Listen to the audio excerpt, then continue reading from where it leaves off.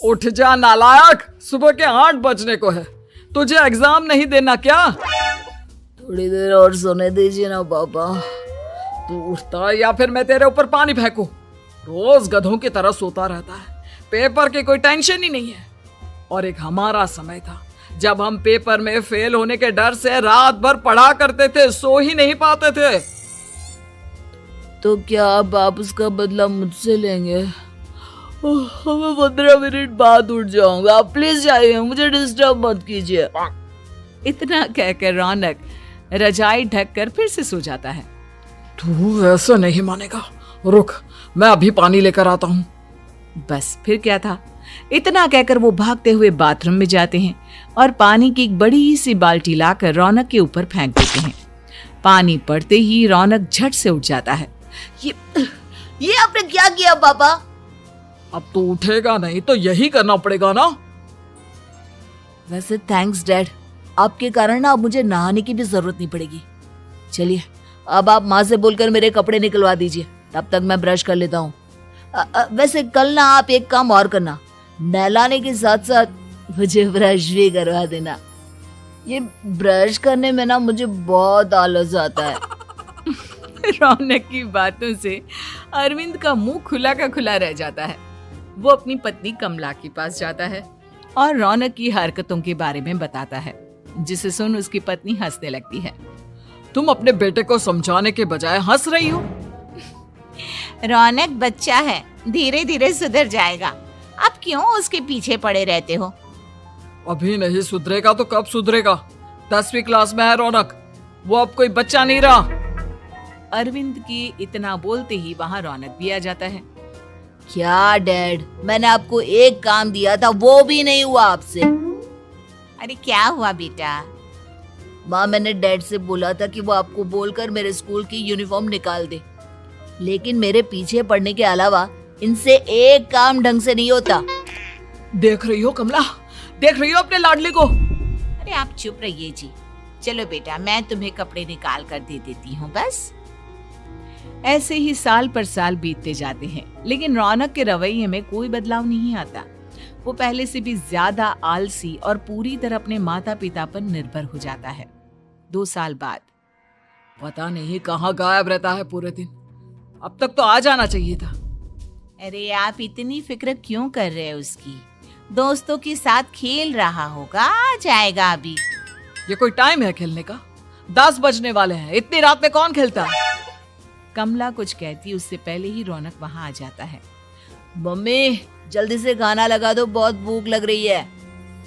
तुम्हें तब तक खाना नहीं मिलेगा जब तक तुम बता नहीं देते कि इतनी रात गए कहाँ से आ रहे हो। ओ प्लीज डैड, अब आप एसी पे प्रद्युमन बनकर मेरे सर पर बंदूक लेकर मत बैठ जाना। अपनी फालतू की बकवास बंद कर और बता कहाँ से आ रहा है। माँ अब समझाइए ना डैड को। बता देना बेटा, इनको भी तसल्ली हो जाएगी।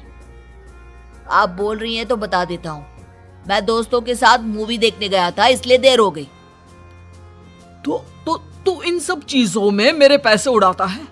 कभी 1 रुपया कमाने के बारे में सोचा है तूने? जब देखो हवा की तरह पैसे उड़ाता रहता है। माँ अब आप इन्हें चुप करा दीजिए, वरना ना मुझे गुस्सा आ जाएगा। अच्छा क्या कर लेगा? बता ना क्या कर लेगा तू? वैसे बात तो ठीक ही है, मैं कर ही क्या सकता हूँ। पैसे तो फिर भी मैं आपसे ही मांगूंगा ना। चलिए अब ये सब बात छोड़िए और मम्मी मेरे लिए खाना लगा दीजिए। अभी लगा देती हूँ बेटा। मैं बता रहा हूँ कमला, एक दिन ये ऐसे ही बिगड़ जाएगा। उफ़ो, आप क्यों इतना पीछे पड़े रहते हो मेरे बच्चे के? बात की बाद में देखेंगे, अभी आप शांति से उसे खाना खाने देंगे।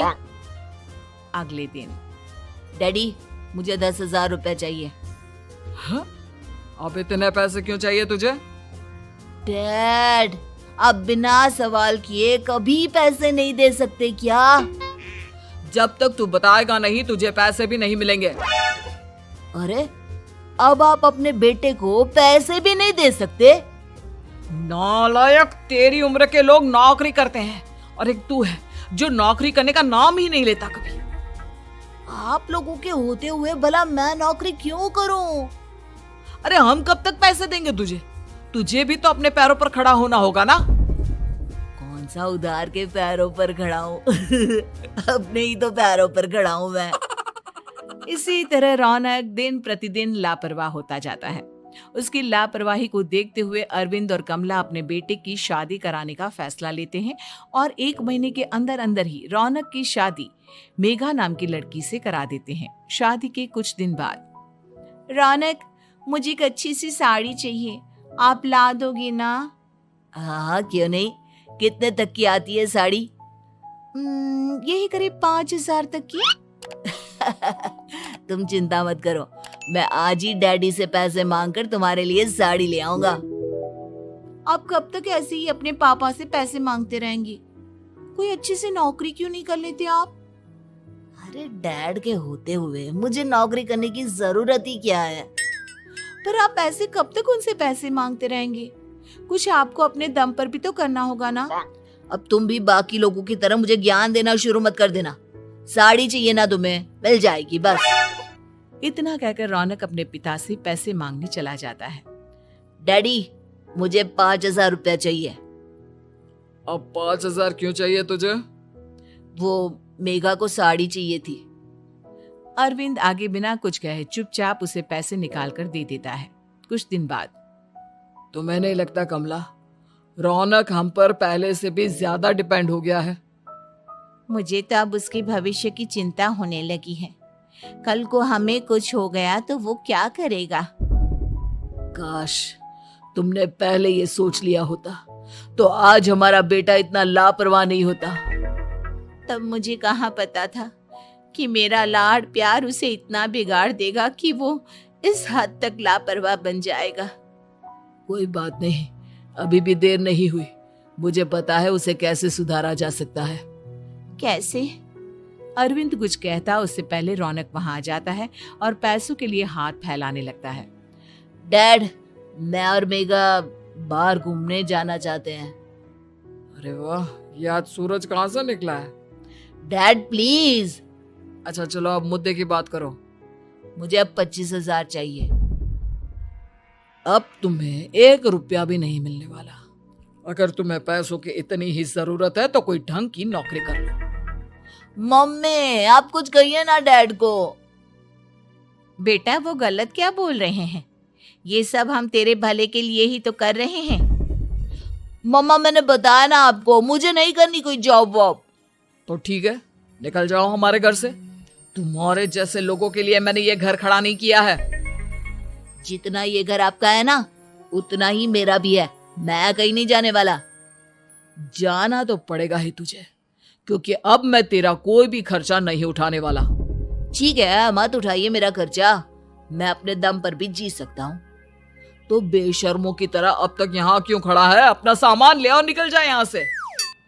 रौनक पैर पटकते हुए वहां से चला जाता है। घर से निकालना जरूरी है क्या उसे? बिना पैसों के कौन रखेगा उसे किराए पर? अगर उसका भविष्य सुधारना है तो हमें अपने दिल पर पत्थर रखकर ये कदम उठाना ही होगा। दोनों बात कर रहे होते हैं कि रौनक अपनी पत्नी के साथ एक बड़ा सा बैग लेकर घर से निकल जाता है, लेकिन घर से बाहर उसे कोई भी मुफ्त में अपने घर किराए पर नहीं रखता। अंत में थक हार कर वो फिर से अपने घर चला जाता है। क्या हुआ? थोड़ी देर पहले तो दहाड़ते हुए घर से निकला था, अब क्या हुआ? नहीं रखा ना किसी ने तुझे किराए पर? डैड प्लीज, मैं कुछ दिनों में कोई अच्छी सी नौकरी शुरू कर दूंगा। आप तब तक तो हमें रख लीजिए प्लीज। सुबह से रात हो चुकी है लेकिन कोई हमें रखने को राजी नहीं है। अब आप ही बताइए, इतनी रात को मैं मेघा को लेकर कहाँ जाऊंगा? ठीक है ठीक है, बहू की वजह से मैं तुझे घर पर रख रहा हूँ, लेकिन तू इस घर में एक बेटे की नहीं बल्कि एक किराएदार की हैसियत से रहेगा। 3 महीने है तेरे पास। इन 3 महीनों के अंदर अंदर मुझे तेरी पहली तनख्वाह हाथ में चाहिए, समझ गया? पक्का डैड, इन 3 महीनों के अंदर अंदर तो कोई बढ़िया सी नौकरी ढूंढ ही लूंगा मैं। ऐसे ही धीरे धीरे समय बीतने लगता है और अरविंद के दिए 3 महीनों में से 2 महीने बीत चुके होते हैं। पापा जी ने हमें 3 महीने दिए थे, जिसमें से 2 महीने तो बीत चुके हैं। अब ये आखिरी महीना बचा है। अरे तुम चिंता मत करो, आज मेरा ना 2 जगह इंटरव्यू है, दोनों में से कहीं ना कहीं तो जॉब लग ही जाएगी। अच्छा, all the best. Raunak interview के लिए निकल जाता है, जिसके बाद शाम में रौनक घर आता है। कैसा गया इंटरव्यू? आपकी नौकरी लगी या नहीं?